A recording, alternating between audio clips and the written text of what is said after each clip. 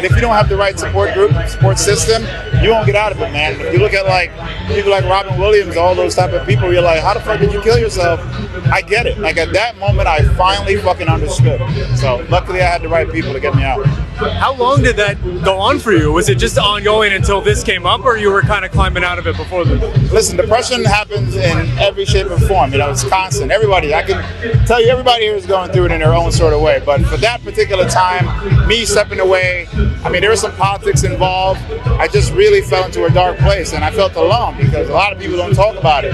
You know, I didn't want to talk about it because then I seemed weak. I didn't want to tell my friends because I seemed like a bitch. And I didn't want that, you know, comfortness. I had to be a man to get out of it. And that's what society taught you. Be a man, don't cry, don't be a bitch. So I fell into that, and I sat on my couch for literally a week straight, not knowing what to do. And I remember the first time I opened the door, see the sunlight, I was like, what the fuck? Did you know about professional boxing? Was it something you wanted to make a transition to when you left, or was it just sort of happened? It sort of happened. Like I said, I was on vacation, and my coach called me about it. I thought about it, I slept on it, and I was like, all right. You know, I mean, I was in a weird place. You know, after leaving MMA, man, I fell into a really deep hole. If I could talk about it, I fell into a deep depression. A lot of athletes, when you do something for so long, that's what you identify as. You know, you're a football player only, or you're a fighter only, and people don't see that. You walk outside, you're like, wait, there's nothing else for me to do? And I spent the last 20 years of my life committing myself, my soul, to one attribute, and then all of a sudden it's gone, it's taken away. So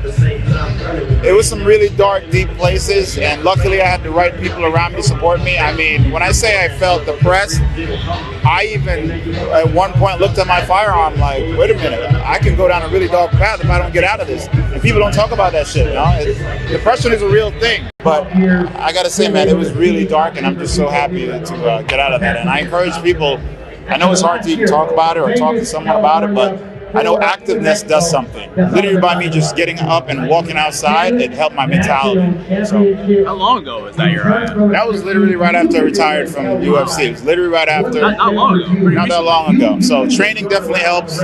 Being around the right support system helped. Of course, I had to match people's energy because everyone was like, what are you going to do? What are you going to do? What are you going to do? And I'm like, hey, man, what about how I feel? What about do I need something? So it's like I had to stay away from people. The problem with that is you fall even deeper into this fucking hole, and then you're trapped, and then next thing you know, God forbid, you do something stupid, which I almost kind of did, because I remember looking at my firearm, and I was like, shit, I can get out of this easy, because I don't know what else to do. I didn't know how else to think.